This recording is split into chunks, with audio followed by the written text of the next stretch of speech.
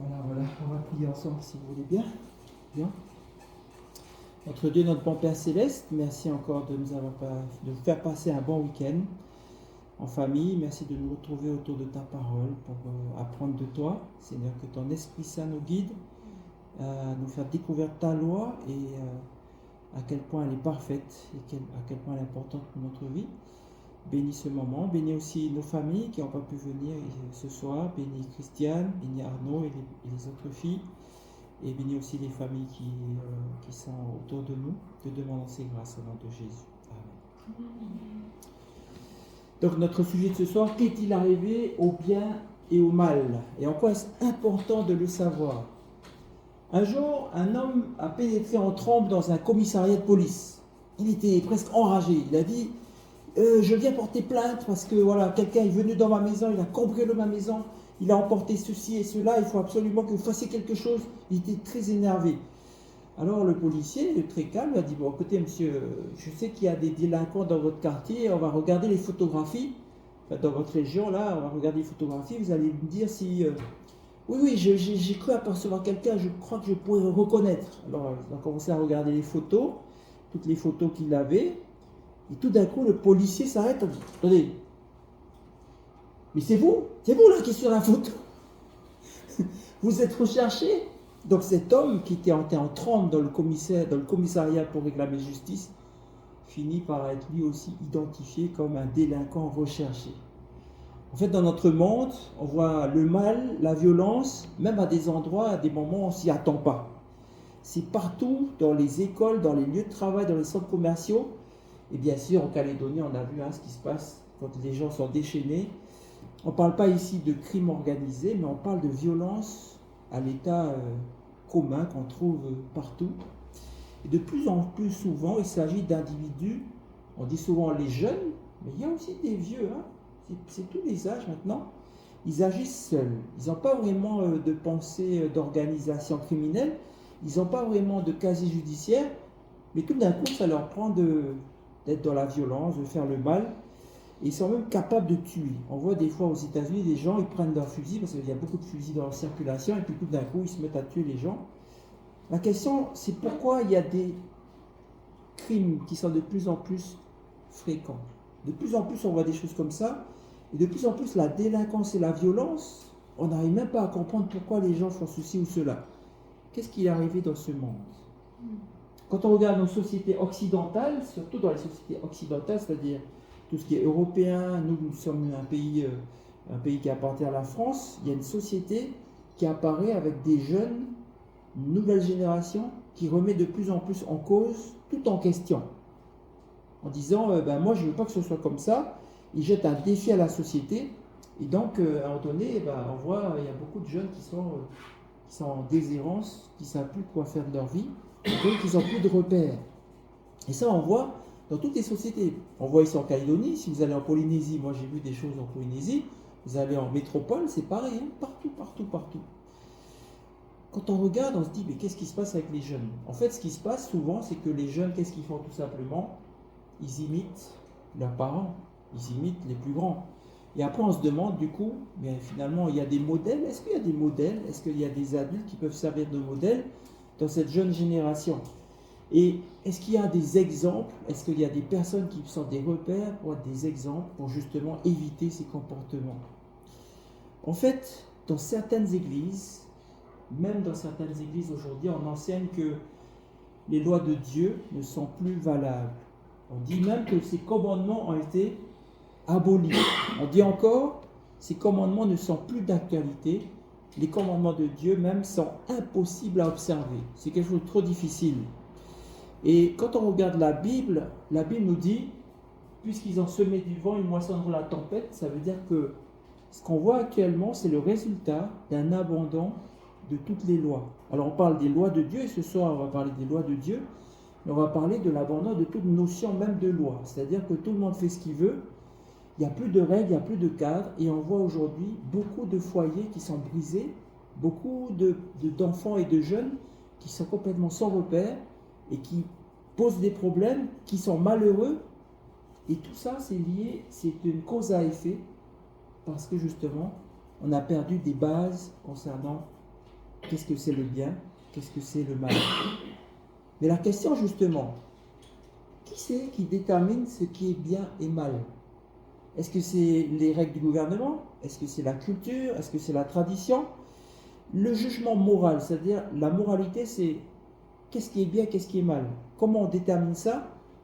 Des fois, on peut regarder, on peut dire, il y a des gens, on peut se dire, ah mais eux, ça a l'air d'être des gens bien.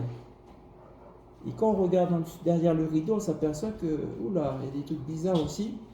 La question qui se pose dans notre société aujourd'hui, c'est est-ce que même ce que nous on pense qui est bien ou mal, est-ce que vraiment c'est équilibré, est-ce que c'est parfait, est-ce qu'il n'y a pas quelque chose à réviser? Parce que vous voyez, s'il n'y a pas de principe qui détermine le bien ou le mal, alors, et moi je dirais même en dehors de nous-mêmes, c'est-à-dire que si c'est moi qui décide, moi je décide que c'est bien ou c'est mal. Emma elle va décider que c'est bien ou c'est mal, c'est pas forcément la même chose. Il y a quelque part la nécessité d'avoir des principes directeurs du bien et du mal en dehors de nous-mêmes. Parce que nous-mêmes, la Bible nous dit, telle voie paraît droite à un homme, mais son issue, c'est la voie de la mort. Est-ce que vous avez déjà regardé dans votre vie, ou même vous-même, en se disant, à une époque, je pensais que c'était ça le bien, puis j'ai fait ça, et après je me suis rendu compte, non, je me suis trompé, c'était pas bien du tout. C'est-à-dire que l'être humain, il a une perception des choses qui est un peu dévoyée, qui est un peu déformée, et en fait, il a tendance à tout, comment on va dire, il va trouver une logique qui va justifier que ce qu'il fait, c'est bien, alors qu'en fait, ce n'est pas bien. Alors qu'en fait, cette logique, par rapport à quelqu'un d'autre, ça va être mis en défaut et ça va porter préjudice à quelqu'un d'autre.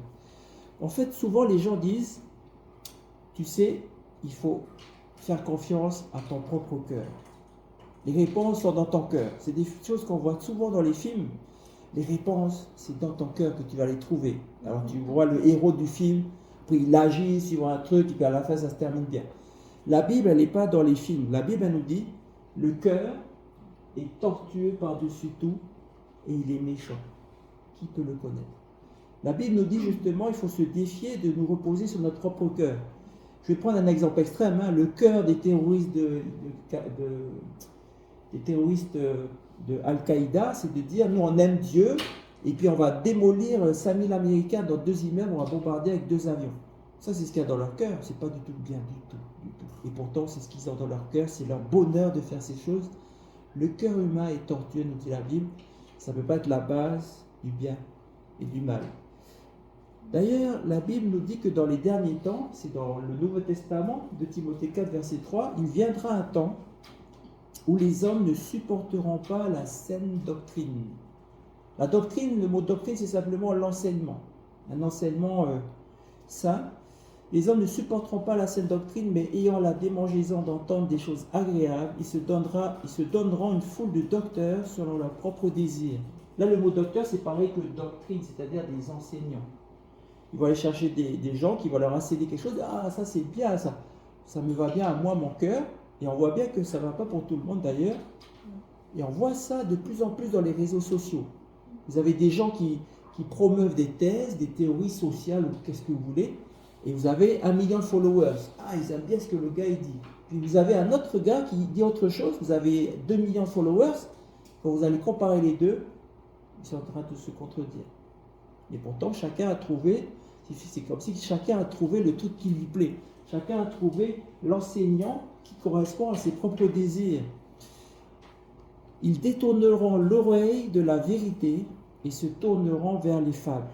C'est un peu ironique, cette déclaration de la Bible. Au lieu d'écouter la vérité qui vient de Dieu, ils vont écouter des histoires, tout simplement. Les fables, c'est quoi? C'est des histoires qu'ils savent bien écouter, qui vont donner une base à ce qu'ils veulent vivre dans leur vie. C'est triste à dire, nous découvrons en fait qu'en rejetant les règles, en créant nos propres règles, c'est pas comme ça qu'on va avoir la liberté. Quand vous ôtez les principes du bien et du mal, vous obtenez le chaos. Le chaos, on connaît ce que c'est en Calédonie. Il n'y a plus de règles, il n'y a plus rien. Voilà ce que ça produit. On a une idée de dire c'est pour ça qu'on fait ça. On regarde bien, non, il n'y a pas de raison de faire ça. C'est comme ça que quand on retire le bien et le mal, les principes, on obtient le chaos. Et là, il y a une illustration. Si vous dites, bon, J'en ai marre, moi, qu'il y ait des gendarmes. Moi, je vais aller sur la route et rouler selon ce que j'ai envie. Pas de panneaux, pas de panneaux d'indication, pas de panneaux de circulation. Imaginez qu'on enlève tout ça. Il y aura des gros accidents, il y aura des morts. C'est comme ça que les routes seraient en plein chaos. Il y a longtemps, Dieu a donné une formule pour bénéficier d'une société sans délinquance. Si cette formule avait été respectée, il n'y aurait pas eu de délinquance du tout. Et chacun serait en sécurité dans toutes les nations et partout dans le monde. En fait, le contexte, c'est dans Exode 20, verset 2. Les enfants d'Israël étaient sortis d'Égypte. Et Dieu les a conduits vers ce qu'on appelle le mont Sinaï. C'est une montagne qui s'appelle le mont Sinaï. Et le Seigneur descendit pour les rencontrer et leur dit: Je suis l'Éternel ton Dieu qui t'ai fait sortir du pays d'Égypte, de la maison de servitude, c'est-à-dire de la maison de l'esclavage.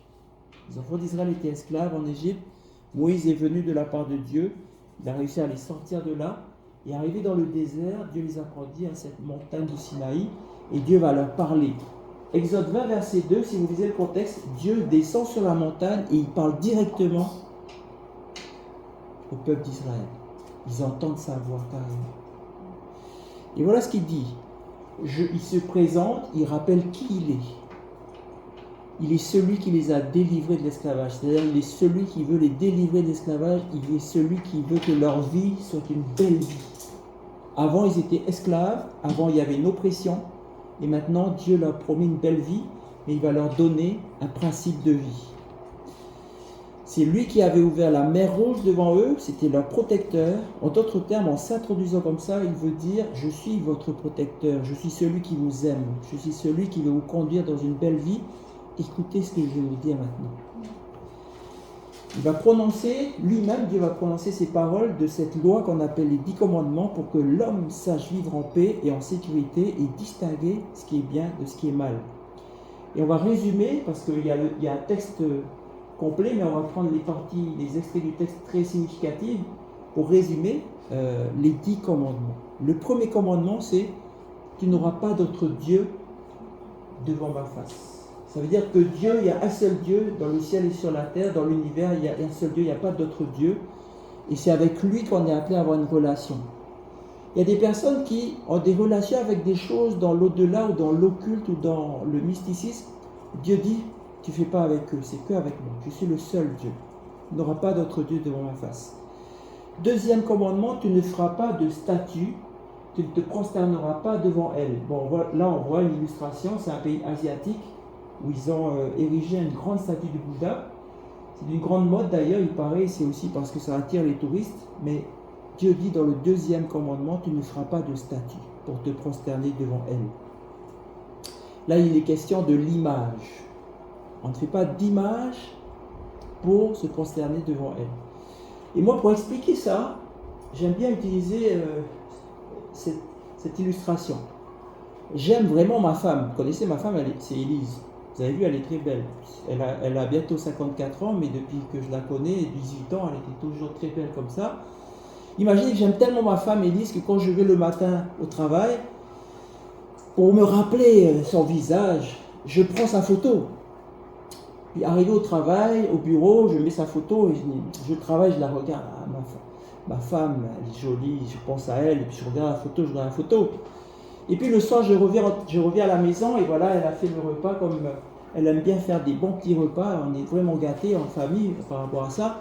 Et là, je m'assois à la table et puis ma femme est là et là, je suis là et je regarde la photo. Je dis: ma femme, elle est super jolie, hein. Elle est juste là et je regarde la photo. C'est ça que je comprends dans ce commandement de ne pas faire de statue. Quand on aime Dieu, quand on adore Dieu, Dieu, c'est le Dieu de l'univers. Et Dieu dit ne pas faire d'image de lui, pour ne pas justement s'attacher à une statue, à une image de lui, qui n'est pas lui. Troisième commandement: tu ne prendras pas le nom de l'Éternel ton Dieu en vain. C'est-à-dire que le nom de l'Éternel est sacré, il ne faut pas le traiter n'importe comment, il ne faut pas dire n'importe quoi. Vous connaissez, dans notre culture, des fois on dit nom de... Voilà, on utilise le mot Dieu. En anglais, c'est quand l'exclamation qu'ils ont, c'est Jesus Christ. Alors qu'ils ne connaissent pas Jésus, ils ne comprennent pas qui est Jésus, mais ça sort comme ça. Voilà. My God. Alors qu'en fait, c'est juste culturel. C'est comme si je disais à Patrice, Patrice, bonsoir Christian. Tous les soirs, quand Patrice arrive, bonsoir Christian. Patrice dit, je ne m'appelle pas Christian, je m'appelle Patrice. Bah oui, je sais Christian, tout va bien, ça va. Voilà. Il y a un manquement de respect de la personne quand on ne fait pas attention à son nom. Dans la Bible, le nom, c'est carrément la caractéristique des personnes. Quand vous lisez tous les personnages bibliques, ça veut dire quelque chose. En tahitien, par exemple, ça veut dire quelque chose, les prénoms tahitiens. Touaiti, ça veut dire quoi? Petit dos. Moi, mon prénom, c'est Heiai, ça veut dire couronne de roi. Bon, bref, il y a beaucoup de prénoms comme ça. Et dans la Bible, c'est comme ça. Donc, le nom, ça a trait à la personne même, personnalité même de la personne. Donc, Dieu aussi, dans la Bible, on voit qu'il a un nom. Et quand on parle aussi au nom de Dieu, lorsqu'on dit invoquer le nom du Seigneur pour être sauvé, c'est sacré. Il faut faire attention. Donc, troisième commandement, tu ne tromperas pas le nom de l'Éternel, ton Dieu, en vain. En fait, ces commandements-là, ça parle de qui? Ça parle de Dieu. Pas d'autre Dieu, pas de statut de Dieu. Attention au nom de Dieu. Et le quatrième commandement, c'est souviens-toi du jour du sabbat pour le sanctifier. Tu travailleras 6 jours, mais le 7e jour est le sabbat de l'Éternel, ton Dieu. Donc, Dieu a un rendez-vous chaque 7e jour. Et il dit, tu ne travailles pas parce que tu as rendez-vous avec moi. Et là, je reprends cette même image quand Élise et moi, on était en train de se fréquenter. Des fois, on avait un rendez-vous ensemble. Et là, je me souviens, on va aller sur la plage, on va regarder ensemble, on a notre petit rendez-vous romantique. Imaginez maintenant que le téléphone sonne. Là, le patron, il dit, bon, Jean-Marc, il faut que tu arrives là. Et là, c'est dimanche à 16h. Là, on est à Lansvata. Et là, je dis, je dois y aller, je dois travailler. Bon, ben j'y vais. Qu'est-ce qu'elle va comprendre? Elle va comprendre, bon, sa priorité dans la vie, c'est le travail. Là, Dieu nous dit, j'ai un 7e jour, le sabbat, ça s'appelle le jour du repos, que tu dois consacrer comme saint parce que c'est mon jour à moi. Donc, c'est un jour qui est réservé à Dieu. Donc, c'est le rendez-vous d'amour avec Dieu. On laisse tomber notre travail pour être avec Dieu. À l'époque, vous savez, il faut travailler tous les jours. D'ailleurs, aujourd'hui, mais bon, il y a le week-end, hein, on a de la chance aujourd'hui, mais à l'époque, il faut travailler tous les jours pour survivre. Il ne faut pas stopper. Mais Dieu dit, stop le 7e jour, parce que ce jour-là, c'est à moi. Les 4 premiers, donc, c'est des commandements qui nous permettent d'avoir des repères pour avoir une relation avec qui? Avec Dieu. Mais continuons, le 5e, c'est honore ton père et ta mère. Honore ton père et ta mère. C'est qui le père et la mère, en réalité? Ce sont les premières personnes avec qui on a une relation humaine. Quand on est bébé, qui c'est qui s'occupe de nous? Maman, papa. Quand on grandit, avant même d'aller à l'école, c'est qui s'occupe de nous? Avec qui on apprend l'amour, avec qui apprenons la relation? C'est maman et papa. Quand on regarde maintenant le 6e, tu ne commettras pas de meurtre. Qu'est-ce que ça veut dire? Il ne faut pas tuer les gens. Faut pas tuer les gens. Et là, on parle de meurtre. Hein. Un meurtre, c'est bien traduit parce que dans l'hébreu, c'est une notion de meurtre. C'est pas tu ne tueras pas quand il faut aller faire la guerre ou quand le policier doit arrêter un criminel, il est obligé de le tuer. C'est pas un meurtre, c'est une légitime défense.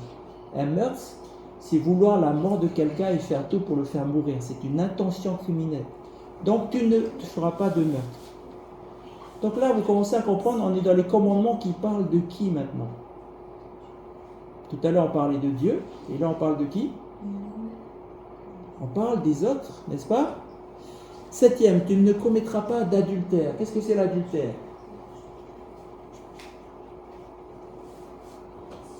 Axel, il ne sait peut-être pas ce que c'est. C'est quand un homme et une femme se mettent ensemble et se promettent fidélité, c'est ce qu'on appelle le mariage. Et là, il arrive parfois, hélas, qu'on a un qui va voir une autre personne, qui a des relations avec une autre personne, ça s'appelle l'adultère. C'est trahir la fidélité de l'union dans un couple. Donc ici, tu ne commettras pas d'adultère, tu vas respecter ton union avec la personne que tu as choisie. Le 8e, tu ne commettras pas de vol. Ça veut dire que tu ne vas pas prendre ce qui appartient à quelqu'un d'autre. Si tu trouves, ce n'est pas un vol, mais si ça appartient à quelqu'un que tu vas prendre pour toi, ça s'appelle un vol. Vous commencez à comprendre que ces commandements, ils parlent de qui? il parle de ce qu'on appelle dans la Bible notre prochain. Celui qui est autour de nous, l'être humain qui est en face de nous, à côté de nous. Parce que en fait, ici on voit que c'est les parents, c'est les êtres humains les plus proches de nous depuis notre enfance. Tu ne commettras pas de meurtre, ça veut dire c'est celui qui est en face, tu dois respecter la vie de ton prochain. Tu ne commettras pas d'adultère, tu respectes ton époux ou ton épouse. Tu respectes la confiance qu'il a en toi. Tu ne commettras pas de vol, tu respectes la propriété de ton prochain. C'est à lui, c'est pas à toi. 9e, tu ne porteras pas de faux témoignages contre ton prochain. Ça aussi, c'est très bien traduit de l'hébreu. Souvent, on va dire, il ne faut pas mentir, n'est-ce pas? Mais ici, on est en train de dire, on parle de témoignage en disant, je dis quelque chose sur quelqu'un, mais ce que je dis, c'est faux et c'est pour lui faire du tort. En fait, ces commandements-là, vous comprenez que les principes qui sont dessous, c'est comment préserver les relations avec notre prochain. 10e, c'est quelque chose que Géant en Calédonie ne connaît pas. La publicité avant de Géant, c'est Géant, j'ai envie. Je vais regarder un truc que j'ai envie d'acheter. Et ici, on dit, tu ne convoiteras pas la maison de ton prochain. Tu ne convoiteras pas la femme de ton prochain, ni son serviteur, ni sa servante, ni son bœuf, j'allais dire, ni son âne, ni sa voiture, ni sa piscine, ni rien qui soit à ton prochain. Là, on n'est pas en train de dire, il ne faut pas voler, parce que voler, je prends. Mais là, on est en train de parler de la pensée. La pensée, tout simplement, de dire, quand je regarde mon prochain, moi, j'ai envie d'avoir son truc à lui, j'ai envie d'avoir son truc à lui, je convoite. Donc, ça concerne même notre façon de penser. Qu'est-ce qu'il faut au contraire faire quand on voit que mon prochain a une belle femme, un beau bœuf, un bel âne et une belle maison? Il faut plutôt dire, ah, je suis très content pour mon prochain. Et non pas dire, moi j'ai envie d'être à sa place et je veux prendre son truc. C'est cultiver une pensée qui est délétère, qui est mauvaise. Voilà les 10 commandements. Sachant que les humains sont prompts à oublier, parce que là, le texte de Exode 20 nous dit que Dieu a dit ces mots devant tout le peuple d'Israël. Ils ont entendu la voix de Dieu leur parler directement. Eh bien, la Bible nous dit que, puisque nous sommes très oublieux, Dieu va écrire de son propre doigt ces 10 commandements. Dans Exode 31, verset 18, lorsque l'Éternel lui a achevé de parler à Moïse sur le mont Sinaï, il lui donna les 2 tables de témoignage, tables de pierre, écrites du doigt de Dieu. Sur les 2 tables de pierre, nous dit la Bible, ça c'est une représentation d'une mosaïque dans une église. Première table de pierre, il y avait les 4 premiers commandements. Deuxième table, les 6 autres commandements. Une table pour comment on préserve notre relation avec Dieu. Et la deuxième table, c'est comment on préserve notre relation avec nos prochains. C'est très simple, c'est très clair, c'est très carré, c'est très solide. Lorsque nous regardons dans la Bible, puisque c'était au mont Sinaï que Dieu a donné sa loi sous forme écrite, on se dit, mais si Dieu a donné sa loi à ce moment-là au peuple d'Israël, qu'est-ce qu'il y avait avant? Est-ce que sa loi existait avant?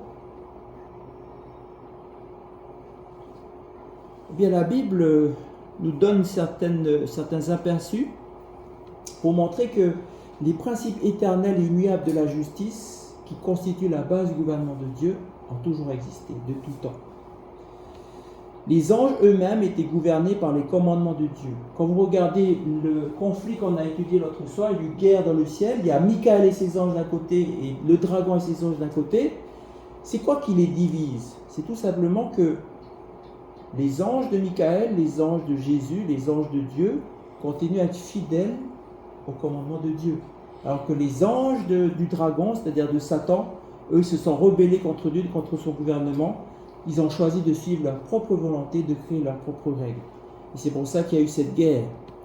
Il fut précipité le grand dragon, le serpent ancien appelé le diable et Satan, celui qui séduit toute la terre, il fut précipité sur la terre et ses anges furent précipités avec lui.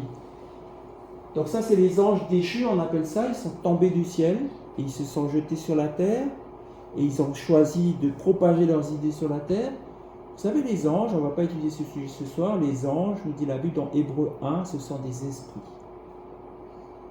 Ils soufflent aux oreilles des êtres humains. des mauvaises idées, des bonnes idées. Ça dépend de quel camp ils sont. Mais dans le ciel, bien sûr, il y a toujours eu des anges qui ont choisi d'obéir à Dieu, de suivre Dieu et de rester loyal à Dieu, à tout ce que Dieu a commandé. Le psaume 103, verset 20, « Bénissez l'Éternel, vous, ses anges, qui êtes puissants en force et qui exécutez ses ordres. » Donc dans le ciel, il y a vraiment de l'ordre parce que les anges, ils écoutent tout ce que Dieu dit, ils exécutent promptement et à la lettre et fidèlement ce que Dieu dit. Quand on lit, lorsque Adam et Ève ont eu leur premier fils qui s'appelait Caïn, ils ont eu un deuxième fils qui s'appelait Abel. Abel, il a fait des choses bien, Caïn a fait des choses pas bien, et Dieu a dit à Caïn, il y a un problème dans ce que tu as fait. Et Caïn, qu'est-ce qu'il va? Caïn, il était là, il avait des mauvaises pensées envers son frère, et Dieu va lui parler, il va lui dire, pourquoi es-tu irrité? Et pourquoi ton visage est-il abattu? Certainement, si tu agis bien, tu relèveras ton visage. Et si tu agis mal, le péché se couche à ta porte. La loi de Dieu, forcément, était en vigueur à cette époque, parce qu'il y avait toujours un choix de faire ce que Dieu a dit et de ne pas faire ce que Dieu a dit. Et ça s'appelle le péché. La Bible nous dit que là où il n'y a pas de loi, il n'y a pas non plus de transgression. Si vraiment il y avait le péché dès le départ, c'est qu'il y a forcément une loi. Il n'y a pas de péché dans le vide. Le péché est là parce que Dieu a dit des choses et qu'on a fait le contraire. On a transgressé sa loi. Lorsque on regarde qu'est-ce que veut dire le mot transgression, c'est un dictionnaire qui est représenté ici, c'est marcher dessus une loi ou un devoir, ou on dit aussi c'est un péché. Donc il y a une loi, il y a quelque chose qui est notre devoir de faire, c'est le bien, et nous on marche dessus, on écrase ça, on n'en veut pas. Quand vous regardez dans la Bible, on a parlé d'Adam et Ève, on a parlé de la guerre dans le ciel, il y a un choix qui détermine, il y a quelque chose qui montre si on est avec Dieu ou sans Dieu. D'ailleurs, il y a une expression en français que vous connaissez, quand on dit il y a des gens qui sont sans foi ni loi. C'est une expression qui lie les deux. Quand on est avec Dieu, s'il n'y a pas de foi, il n'y a pas de Dieu, il n'y a pas de loi non plus. Mais quand on est avec Dieu, il y a une loi. Ça s'appelle la loi de l'amour.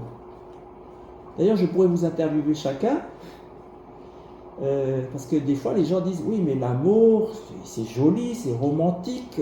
Pourquoi on parle de loi, hein? C'est quoi ce truc? C'est contraignant, c'est quoi? Pourquoi l'amour, il y a la loi dedans? Moi, je peux vous assurer que quand vous aimez quelqu'un, il y a des lois. Elles ne sont pas forcément écrites. Par exemple, j'ai appris cette loi avec Élise, quand je me suis dit, pendant nos jeunes années, je me disais, bon, je vais lui offrir des jolies fleurs. Mais j'ai écouté ce qu'elle a dit. Elle a dit, moi, je n'aime pas les œillets. Donc, quand je vais chercher dans le magasin de fleurs, œillet, ben non, pas ça. Ça devient une loi pour moi parce que j'aime Élise. Et je fais en fonction de ça. L'amour, ça nous fait faire des choses. Ça nous oblige à des choses, même si ce n'est pas pour nous, mais c'est parce qu'on aime l'être aimé. Et l'amour, ça nous fait aussi nous défendre de faire certaines choses parce que l'autre être aimé, c'est ce qu'il n'aime pas. Donc, l'amour est très lié avec des obligations et des interdictions par amour. C'est comme ça que ça marche. C'est pour ça qu'on parle de la loi, on parle de l'amour de Dieu, on parle de devoir, on parle de péché, et tout ça est sous-tendu par l'amour. Regardez ce qui est dit un peu plus loin dans la Genèse 26, verset 5, on a parlé d'Adam et Ève, et là on parle d'Abraham. Abraham, c'est celui qui est appelé le père de la foi. C'est le premier dans la Bible, après le déluge, qui a une relation avec Dieu. Et Dieu va faire alliance avec Abraham.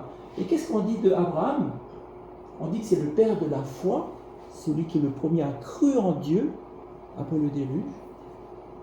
Et regardez sa vie. Le témoignage de Dieu pour Abraham, c'est Abraham a obéi à ma voix, il a observé mes ordres, mes commandements, mes statuts et mes lois.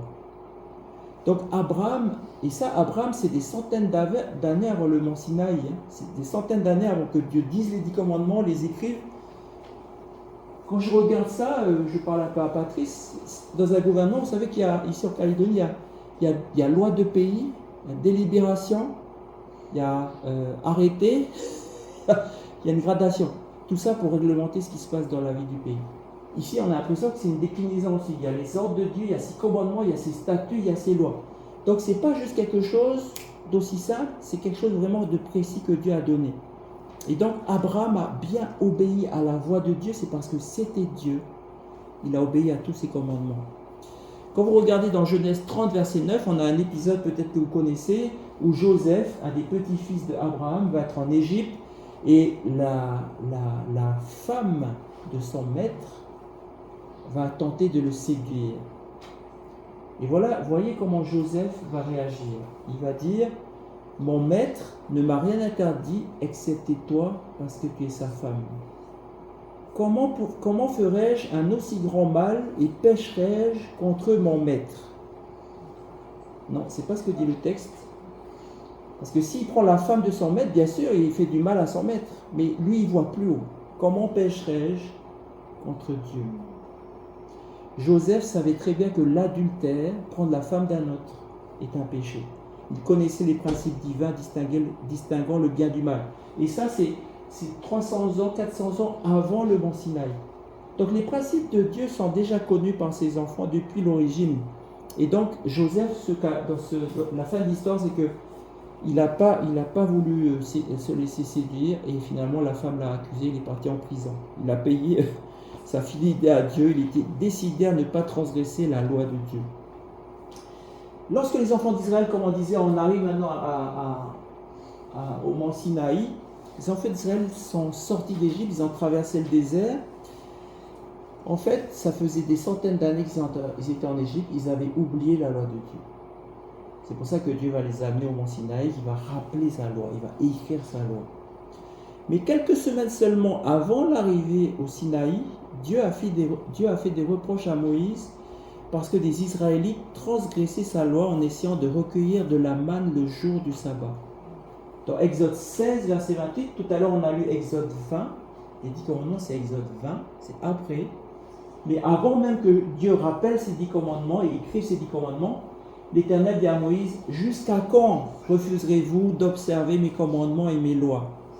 Et le peuple se reposa le 7e jour. Donc quand on dit jusqu'à quand vous arrêtez de désobéir, ça veut dire qu'ils connaissaient déjà tout ça. Mais le mont Sinaï, c'est la déclaration solennelle de Dieu avec sa propre voix en écrivant de son propre doigt. Vous savez, la loi de Dieu constitue le principe éternel de la justice pour l'univers. Est-ce que c'est surprenant? Est-ce que c'est surprenant que Dieu ait une loi qui gouverne son royaume? Est-ce que c'est surprenant, les filles, que quand vous allez au collège, il y a un règlement du collège? Est-ce que c'est surprenant que quand vous allez sur la route, il y a un code de la route? C'est comme ça que ça se passe. S'il n'y avait pas ça, ce serait le chaos. Est-ce que c'est surprenant qu'à la maison, papa et maman ont dit c'est comme ça qu'on fait quand on va à table, c'est comme ça qu'on fait quand on fait ceci et cela? Tout gouvernement, toute collectivité, tout ensemble humain a besoin de règles pour fonctionner. Il n'y a aucune société qui peut être heureuse et sûre sans règles. La nature elle-même possède des lois. Les relations humaines aussi ont des lois. Il y a des choses qu'on sait qu'il ne faut pas faire. Donc le gouvernement humain, ce n'est pas une surprise qu'il y a aussi des règles à suivre. Parce que sans loi, il n'y a aucun gouvernement, aucun royaume, aucune collectivité qui peut exister. Car Dieu n'est pas un Dieu de désordre. Et quand on va lire le Nouveau Testament, il y a beaucoup de chrétiens qui pensent que dans le Nouveau Testament, il n'y a plus tellement la loi. J'ai même entendu dire des gens qui disent non, mais avec Jésus maintenant, il n'y a plus de loi, c'est fini, c'est juste l'amour. On va étudier maintenant ce que dit le Nouveau Testament. Le Nouveau Testament n'exclut pas la loi, au contraire, le Nouveau Testament nous aide à mieux comprendre la raison d'être de la loi, ce qu'on va étudier maintenant, et nous montre comment nous pouvons obéir à cette loi. Pour commencer, Jésus dit, si vous m'aimez, gardez mes commandements. C'est une question d'amour, justement. En fait, Jésus, quand on va lui poser une question, il va citer l'Ancien Testament. On va lui dire, c'est quoi le plus grand commandement de la loi de Dieu? Et Jésus va citer l'Ancien Testament. Il va dire d'abord, Tu aimeras le Seigneur ton Dieu de tout ton cœur, de toute ton âme, de toute ta pensée. C'est le premier et le plus grand commandement. C'est dans Matthieu 22, versets 37 à 38. Et dans l'Ancien Testament, c'est dans Deutéronome 6, verset 4. Donc Jésus se réfère directement à l'Ancien Testament pour dire le plus grand commandement, c'est ça. Et voici le second, qui lui est semblable. Tu aimeras ton prochain comme toi-même. De ces deux commandements dépendent toute la loi et les prophètes. Et là, ici, de Lévitique 18, Ancien Testament. Jésus reste fondé sur l'Ancien Testament. Donc en fait, comme on a vu tout à l'heure, de ces deux commandements dépendent toute la loi et les prophètes. Vous avez vu tout à l'heure les 10 commandements, les 4 premiers, aimer ton Dieu, voilà ce que ça veut dire aimer Dieu. Quand on va regarder les 6 autres commandements, voilà ce que ça veut dire aimer ton prochain. C'est ça en fait la base du commandement, c'est ça le principe divin. Aimer son Dieu et aimer son prochain. Quand nous aimons vraiment Dieu de tout notre cœur, de tout notre esprit, de toute notre âme, nous allons l'exprimer en observant les 4 premiers commandements. Parce que premier commandement, Dieu occupera la première place dans notre vie. Il n'y a pas d'autre Dieu que lui. Notre adoration sera réservée à lui seul. Lorsqu'on va se pencher et donner tout notre cœur et notre dévotion, c'est pour lui seul, ce n'est pas sur des images. Nous allons aussi respecter son saint nom et nous veillerons à être présents à notre rendez-vous avec lui chaque sabbat parce que c'est lui qui a donné ce rendez-vous. Et la suite, bien sûr, si nous aimons vraiment notre prochain comme nous-mêmes, c'est-à-dire que quand on aime quelqu'un comme nous-mêmes, on ne veut pas lui faire ce que nous, on ne voudrait pas qu'on nous fasse aussi. Donc, on va respecter et honorer nos parents. Quand on est jeune, on ne comprend pas trop ça. Mais quand on est parent, on se dit « Ah, j'aimerais bien que mes enfants, ils me respectent. » On se souvient quand on était enfant, on ne respectait pas trop les parents. Donc c'est ça, aimer notre prochain. Nos premiers prochains dans la vie, c'est les parents. Donc si nous aimons notre prochain comme nous-mêmes, nous saurons reconnaître la valeur de la vie de notre prochain. Même si notre prochain, il est méchant, on peut dire tout ce qu'il veut. Voilà. Il y a des gens qui ont fait des trucs, des exactions. On ne va pas les tuer comme ça, on les respecte parce qu'on ne va pas prendre leur vie comme ça. Okay? On va préserver aussi la moralité entre époux, on va respecter les biens d'autrui, on sera honnête dans nos relations mutuelles et on ne convoitera pas ce qui appartient à un autre. Vous voyez les 10 commandements, quand quelqu'un a compté le nombre de lois que les humains ont édictées, il y a à peu près 35 millions de lois qui ont été promulguées par l'homme pour réglementer le comportement humain. 35 millions. Là, quand on regarde, Dieu a proclamé à travers juste 10 commandements un code de conduite qui recouvre tout le comportement humain. Dieu seul pouvait promulguer une loi aussi parfaite. La Bible nous dit, la loi de l'Éternel est parfaite, elle restaure l'âme. Parce que quand on est cadré comme ça, on sait ce qu'on doit faire, on sait ce qu'on ne doit pas faire, et la vie se déroule de belle manière. En fait, un érudit biblique, August Strong, a dit la loi, c'est une transcription de la nature de Dieu.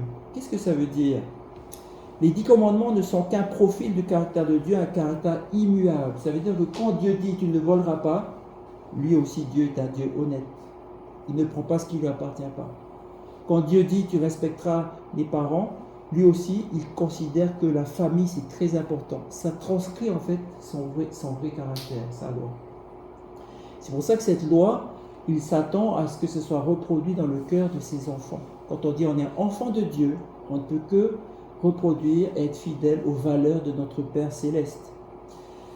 Tout changement dans la loi, au contraire, ôterait la perfection de la loi, et étant parfaite, elle ne pourra jamais être changée. Parce que là maintenant, on va rentrer dans une question, ce que Dieu a dit au Sinaï, est-ce que c'est toujours valable aujourd'hui? Qu'est-ce que vous en pensez?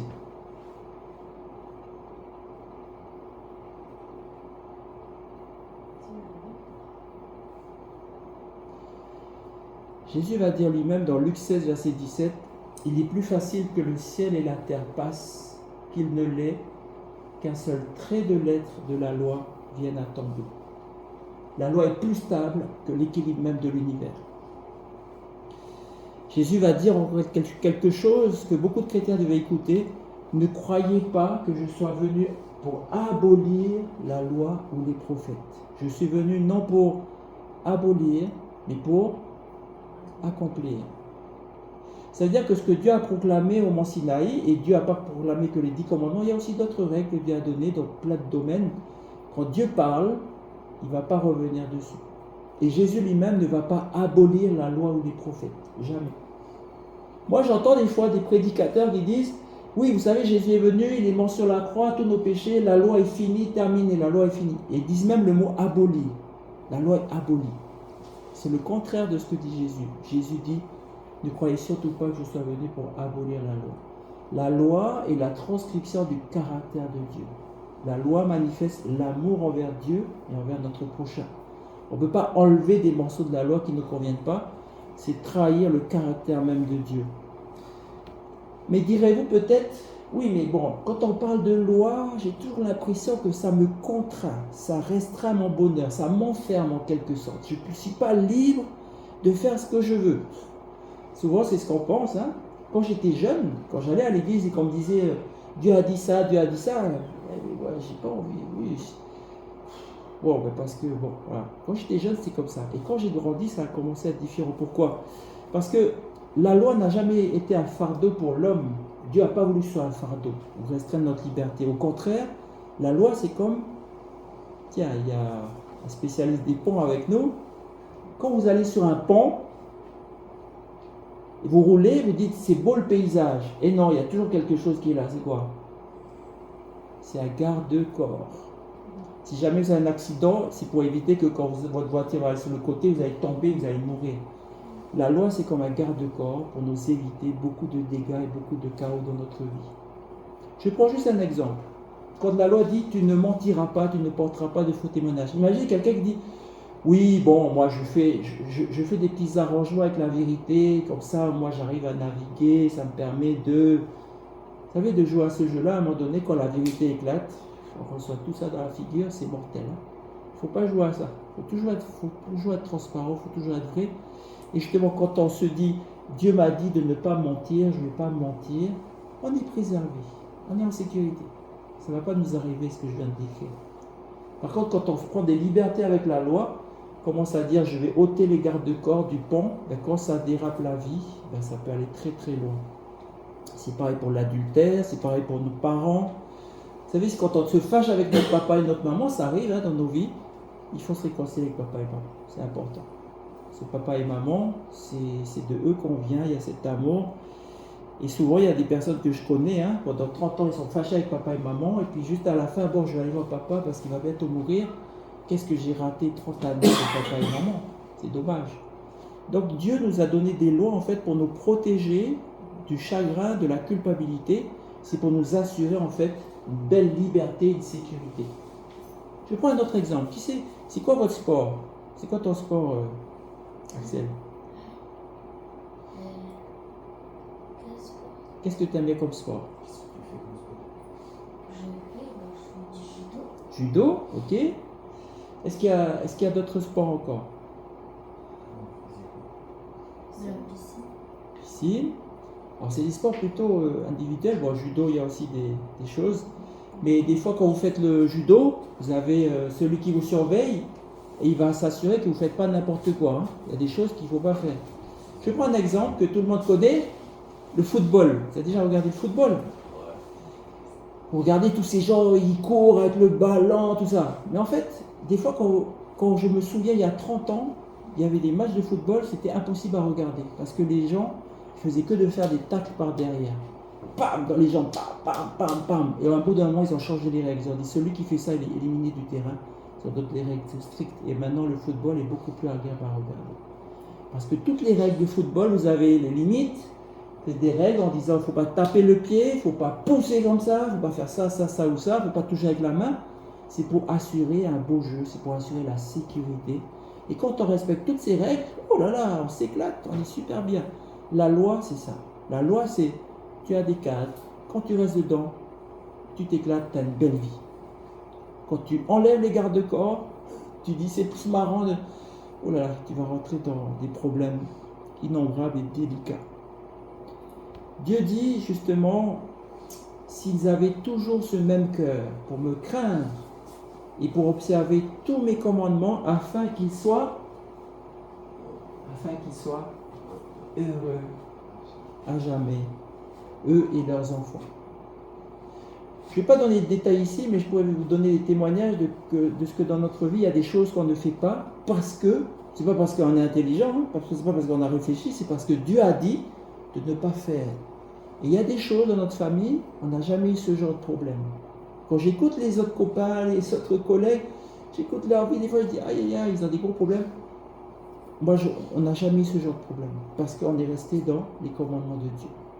Pas parce qu'on est meilleur, pas parce qu'on est plus intelligent, c'est parce qu'on a eu confiance dans notre Père, c'est parce qu'on craint, c'est-à-dire qu'on respecte Dieu. Et quand on observe tous ces commandements, on est heureux à jamais. Et aussi nos enfants profitent de ça.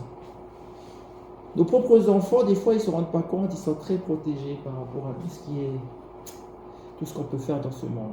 Mais il y a des choses qu'on leur dit, on ne fait pas ça. Et pour eux, c'est un peu difficile des fois, comme moi quand j'étais jeune.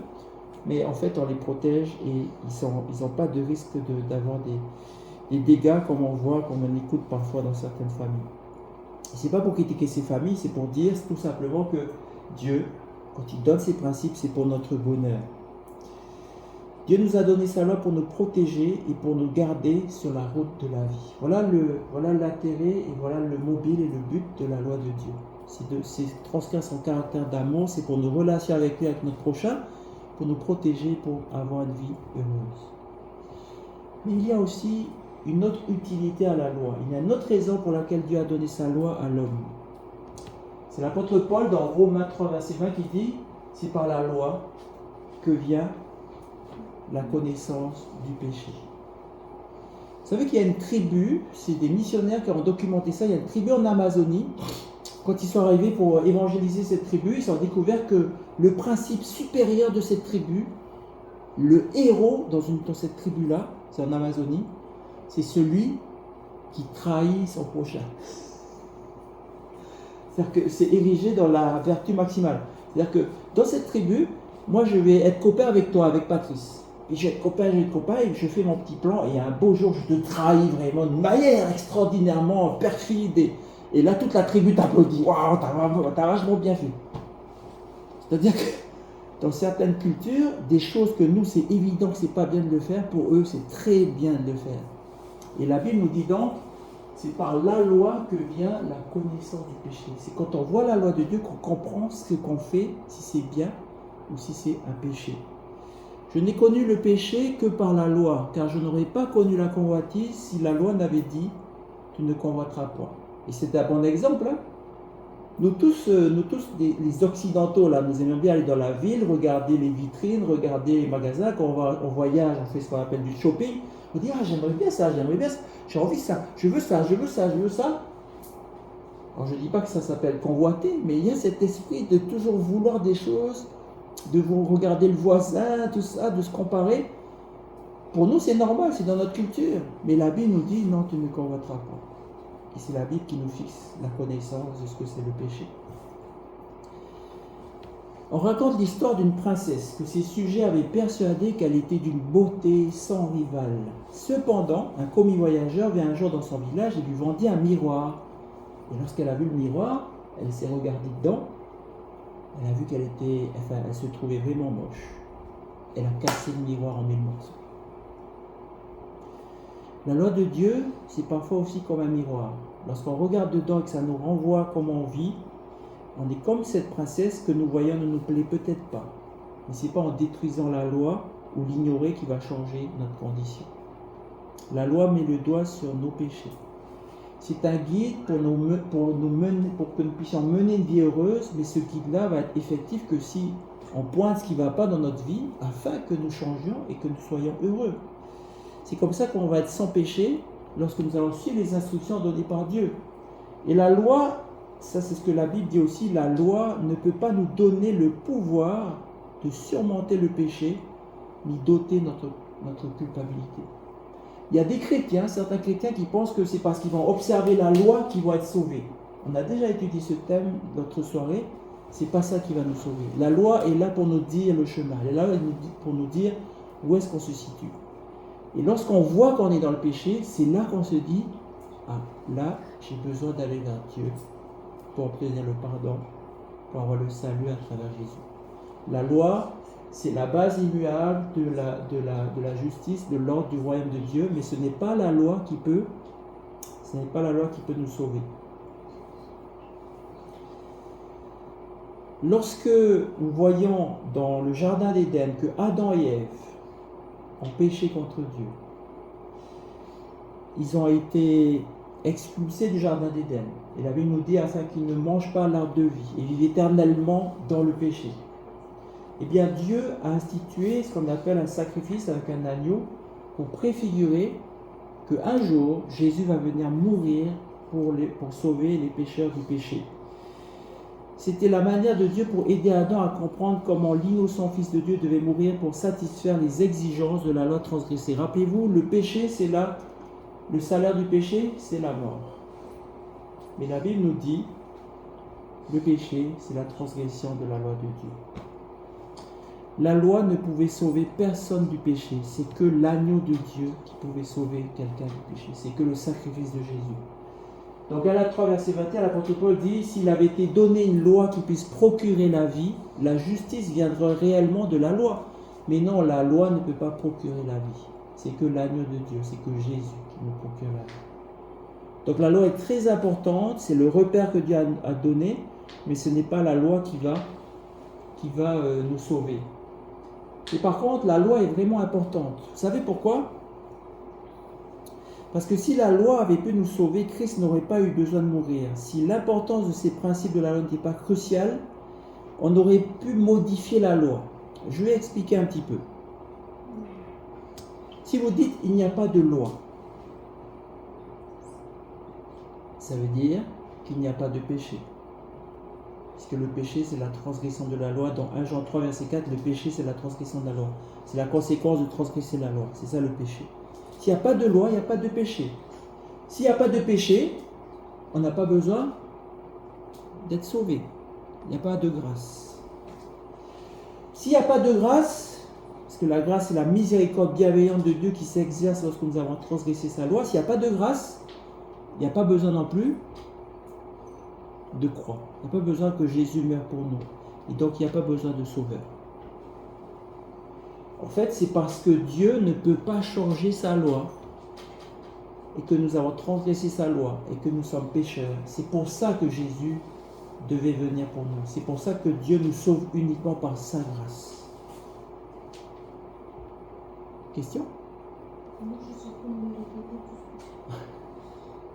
tout ça. Dieu ne pouvait pas changer sa loi, c'est son caractère même. C'est pour ça qu'on dit Dieu a tant aimé le monde qu'il a donné son Fils unique afin que quiconque croit en lui ne périsse point, mais qu'il ait la vie éternelle. Merci au Seigneur parce que c'est pour ça que Jésus est venu. Dieu ne pouvait pas changer sa loi. Le salaire du péché, c'est-à-dire la transgression de la loi, c'est la mort. Mais le don gratuit de Dieu, c'est la vie éternelle en Jésus-Christ notre Seigneur. C'est le verset que nous avons étudié. Nous ne pouvons rien faire pour obtenir le salut, car c'est par la grâce que vous êtes sauvés, par le moyen de la foi, et cela ne vient pas de vous, c'est le don de Dieu, ce n'est pas par les œuvres, ce n'est pas parce qu'on fait, ce n'est pas parce qu'on observe la loi, afin que personne ne se glorifie, c'est vraiment une grâce. Parce que nous les êtres humains, nous sommes tordus, nous avons vu tout à l'heure, notre cœur est tortueux. Quand on voit la loi de Dieu, c'est compliqué, on n'arrive pas. On sait très bien que c'est bien, mais notre cœur est tortueux. C'est pour ça que Dieu nous sauve uniquement par la grâce. C'est pas parce qu'on va obéir à la loi, c'est impossible. Et dans cette grâce, Jésus est mort pour nous. Et dans cette grâce, Jésus va s'occuper de nous, il va nous rétablir dans une position sur le droit chemin, comme on dit. Maintenant, justement, quand on lit ça, on se dit, certains chrétiens disent, mais si c'est par la grâce qu'on est sauvé, ne venez plus nous parler de la loi là maintenant, puisque nous sommes sauvés par la grâce. C'est fini la loi. C'est pas ce que dit Paul dans le Nouveau Testament. Que dirons-nous donc? Est-ce que nous allons demeurer dans le péché afin que la grâce abonde? Loin de là, nous qui sommes morts au péché. Vous savez, le salut est offert à ceux qui veulent être sauvés du péché et de la mort et faire partie du royaume de Dieu. C'est ça le salut. C'est ça que Dieu fait à travers Jésus. Mais regardez, imaginons que vous avez un prisonnier qui a fait un crime. Et là, il est dans le couloir de la mort. Voilà, vous lisez le verset, on va voir après le verset. Imaginez que vous êtes dans le couloir de la mort. Et là, il y a un bon président nouvellement élu qui dit, bon, je vais sauver, je donne ma grâce présidentielle à ce prisonnier qui est dans le couloir de la mort. Quand le prisonnier sort de prison, il a eu la grâce présidentielle. D'après vous, est-ce que ça signifie qu'il est libre de transgresser encore la loi? Jamais. Au contraire, il va tellement être content de la grâce qu'il a eue, parce qu'il devait mourir, mais on l'a sauvé. Il va être encore plus fidèle et qu'il va être encore plus pointilleux pour dire, je vais respecter les lois de mon pays. Lorsqu'on bénéficie de la grâce, on doit ressentir plus que jamais l'obligation de respecter les lois de son pays. Là, il s'agit de la loi de Dieu. C'est la loi qui nous aide à comprendre comment nous sommes des pécheurs et comment nous avons besoin d'un sauveur.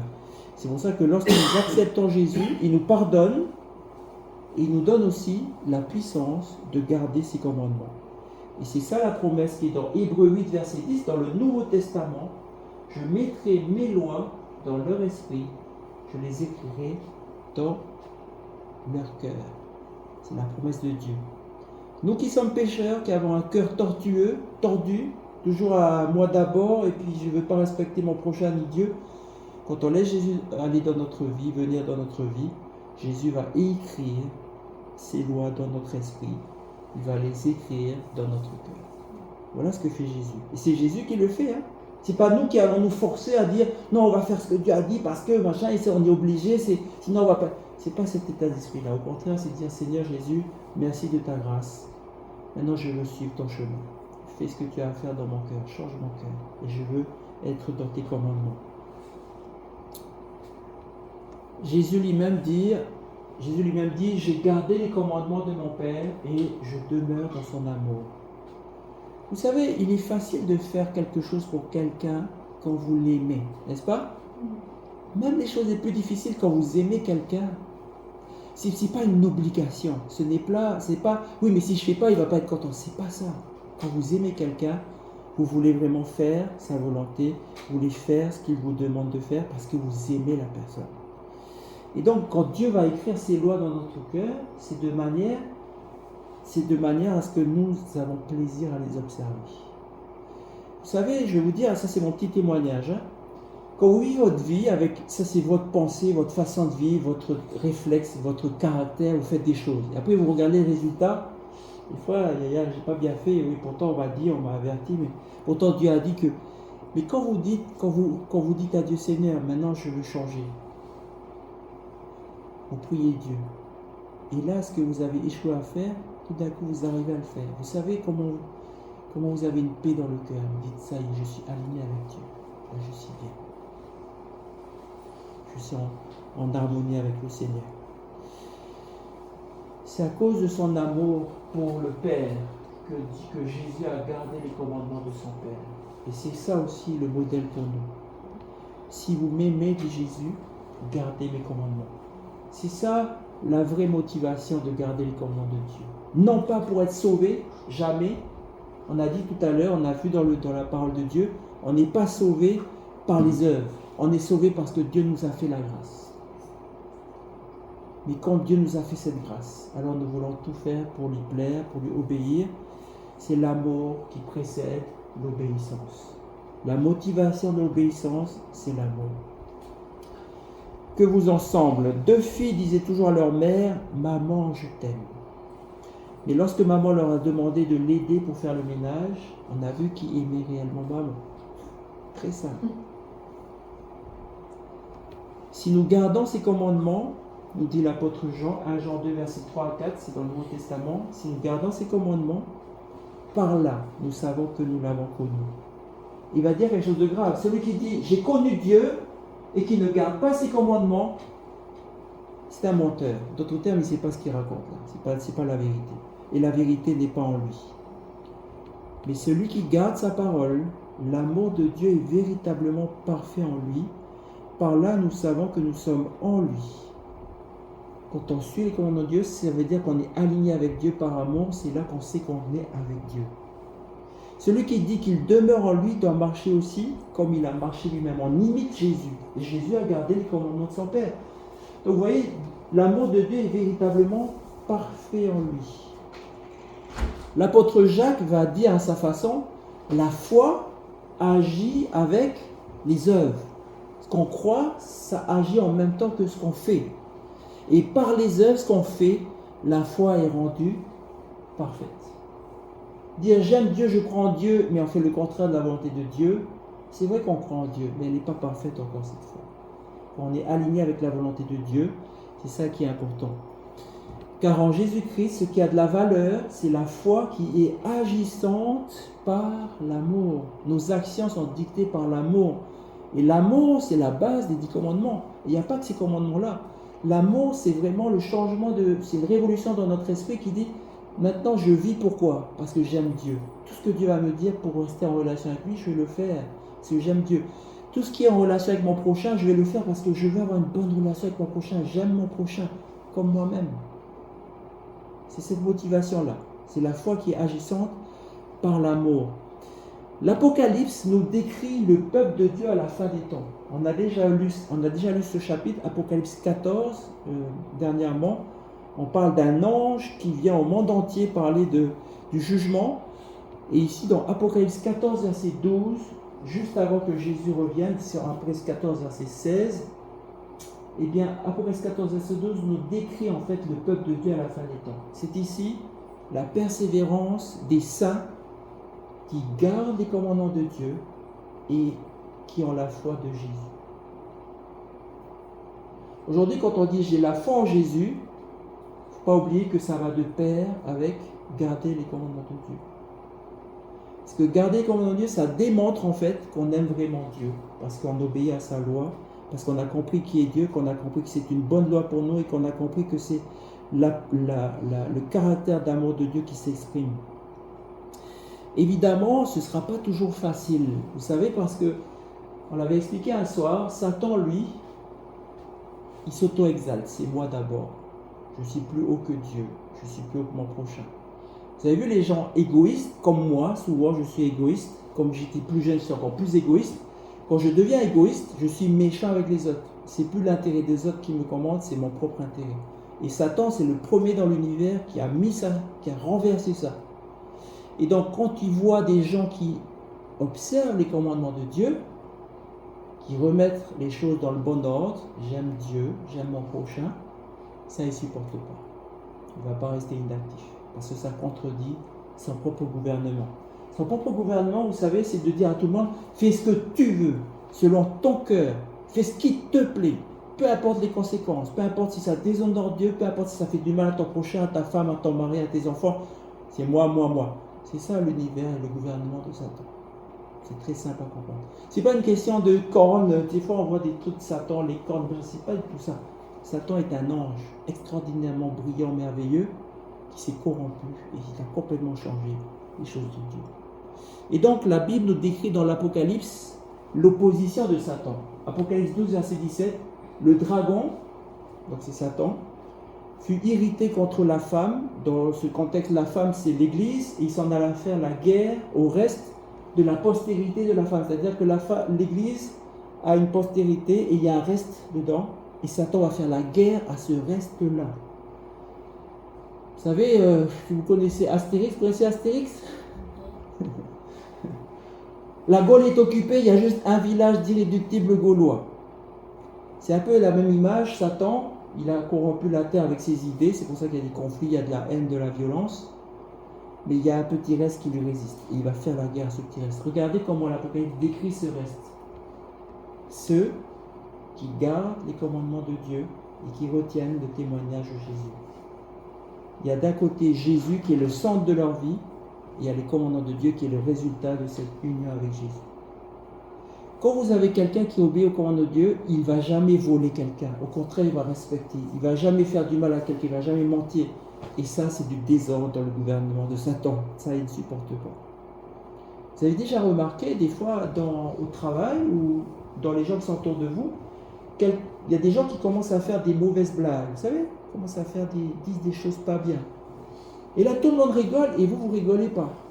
Là, tout le monde dit, qu'est-ce qu'il a? Il ne comprend pas la blague ou quoi? Et là, vous dites quand même quelque chose pour dire, c'est pas gentil. Et là, tout le monde dit, oh là là, lui c'est un saint, je ne sais pas. Ils sont choqués. Hein? Parce que quand vous êtes avec le Seigneur, ça fait tache dans cet océan de violence et de choses qui ne sont pas de Dieu. Ça ne veut pas dire que tout le monde est dans ça, ça ne veut pas dire que tout le monde est mauvais, c'est pour dire que dans certaines occasions, on voit sortir le principe du mal, et quand on est enfant de Dieu, on ne peut pas rester, être entraîné dedans. On est forcément de côté. Et ça, c'est le témoignage de l'Apocalypse. Le diable va s'acharner sur ceux qui restent fidèles à Dieu dans cet amour. La plus grande démonstration d'amour et d'obéissance à la volonté de Dieu a été illustrée par une nuit froide et sombre sous un vieil olivier dans un jardin.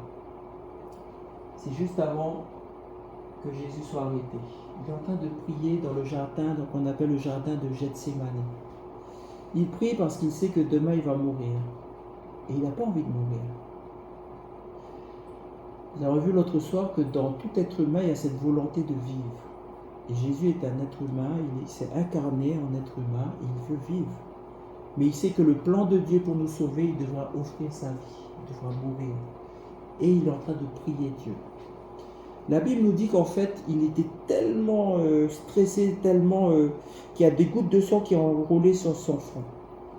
Et l'histoire nous dit qu'il y a eu un roi de France qui a eu ça. Il a été tellement dans le stress que les petits vaisseaux sanguins qui étaient là ont pété. Il y a eu un peu de sang qui est sorti. C'est ce qu'on dit la Bible aussi. Donc c'était un stress intense, c'était une souffrance intense, parce qu'il fallait qu'il se décide s'il allait vraiment le lendemain donner sa vie pour Dieu, pour nous. Et il a prié 3 fois. Il a dit: mon Père, s'il est possible que cette coupe s'éloigne de moi. Il a prié Dieu pour dire que cette coupe s'éloigne de moi. Toutefois, non pas ce que je veux, mais ce que tu veux. Le sort de la race humaine était dans la balance. Soit le monde allait être perdu à tout jamais, parce que c'était le seul moyen de sauver ce monde, c'est que Jésus offre sa vie sur la croix. Soit Jésus allait jusqu'au bout de la volonté de Dieu de sauver l'être humain. Ce jeune Galiléen allait-il renoncer à la vie et aux réalisations humaines et mourir au calvaire? Il pouvait essuyer son front et dire: bon, j'ai regardé toute ma vie, Jésus a vécu 33 ans ici, sur la terre. 33 ans, j'ai regardé, je fais le bilan, que des traîtres, des menteurs, des violents. Laisse tomber, moi je m'en vais, je retourne au ciel, tant pis pour eux. C'est ce qu'il aurait pu faire. Que le pécheur porte lui-même les conséquences de ses propres péchés. Ou bien, il allait jusqu'au bout pour porter la croix à notre place. Et c'est ce qu'il a fait. Il a versé son sang pour que nous puissions recevoir notre pardon. Il a subi notre mort pour que nous puissions vivre éternellement avec lui. Et l'apôtre Paul, dans Philippiens chapitre 2, va nous dire: Jésus s'est rendu obéissant jusqu'à la mort, même jusqu'à la mort de la croix. Et quand le peuple de Dieu contemple le sacrifice de Jésus, il ne peut que dire: Seigneur, merci beaucoup pour ton sacrifice. Nous t'aimons tellement que nous voulons suivre toute ta volonté. Je veux te montrer, Seigneur, que ton sacrifice n'est pas vain. Je veux revenir dans le droit chemin, être aligné avec ta volonté et suivre le chemin parfait de ta loi, parce que la loi de Dieu, c'est ce qui gouverne son univers à vie, c'est ce qui gouverne son royaume à vie. C'est là-dedans que nous épanouirons notre vie éternelle pour l'éternité avec Dieu. Celui qui reconnaît que la volonté de Dieu est contenue dans les commandements de Dieu va obéir à celui qui a tout fait pour le sauver de ses péchés. Jésus nous dit ce soir encore une fois: si vous m'aimez, gardez mes commandements. Voilà le message de ce soir. Peut-être vous vous dites: oui, mais garder les commandements de Dieu, c'est pas facile. Et c'est vrai que c'est pas facile. Nous avons un sale caractère, je le dis carrément, j'espère que vous êtes d'accord avec moi. Devant les autres, on aime bien faire comme si on est un bon caractère, mais moi je sais le mien. Ma femme, elle sait très bien puisqu'on vit ensemble. Des fois, j'ai un sale caractère. Et je me dis: mais moi, quand je regarde ce que Dieu me dit de faire, j'y arrive pas. Mais vous savez, si vous vous dites ça, c'est tout à fait vrai. On n'y arrive pas. C'est pour ça que nous avons besoin de Jésus dans notre cœur. C'est pour ça que nous avons besoin de donner notre vie à Jésus. Et c'est pour ça qu'on n'a pas à avoir peur de marcher avec Jésus, d'avancer avec Jésus. Jésus va nous donner la force, la puissance de respecter sa parole et d'être aligné avec lui. Et de marcher avec la liberté des enfants de Dieu, de revenir à lui et d'être réconciliés pleinement avec Jésus. Maintenant que je vais terminer notre étude, je vous invite à prier avec nous. Notre Dieu, notre bon Père qui est dans le ciel, nous voyons ta sagesse infinie dans tes 10 commandements. Ces choses qui sont simples par rapport à l'amour, ce que tu nous as fait avec un cœur rempli d'amour au départ, mais cet amour a été dévié, a été gâté par les idées de l'ennemi. Au lieu de t'aimer, au lieu d'aimer notre prochain, nous sommes souvent plus à nous aimer nous-mêmes d'abord. Et Seigneur, c'est ainsi que nous voyons que nous sommes des pécheurs. Mais toi, tu nous aimes alors que nous sommes des pécheurs et tu veux nous ramener à toi et revenir dans ta loi d'amour afin que nous soyons heureux. Seigneur, il y a sûrement des choses que c'est difficile pour nous d'envisager même, de revenir à toi sur certains points. Mais va te confier notre vie, parce que c'est toi qui es le Créateur, c'est toi qui es le Sauveur, c'est toi qui nous donne le Saint-Esprit. Et c'est par toi que nous pouvons avoir cette loi inscrite dans notre cœur. C'est ta promesse. Tu peux inscrire ces choses dans notre cœur et changer notre cœur. Il y a beaucoup de témoins qui sont là, même dans cette salle, qui peuvent témoigner que tu as changé leur cœur. Et nous voulons aussi te faire confiance nous-mêmes pour changer notre cœur. Seigneur notre Dieu, accompagne-nous. Grave tes lois d'amour dans notre cœur, afin que nous soyons heureux. Bénis notre famille. Bénis Emma et toute sa famille. Bénis Patrice et toute sa famille. Bénis toi et toute sa famille. Bénis aussi ma famille. Bénis ceux qui n'ont pas pu venir ce soir. Et Seigneur, fais-nous marcher dans la voie de l'éternité. Te demandons toutes ces grâces. Au nom de Jésus. Amen.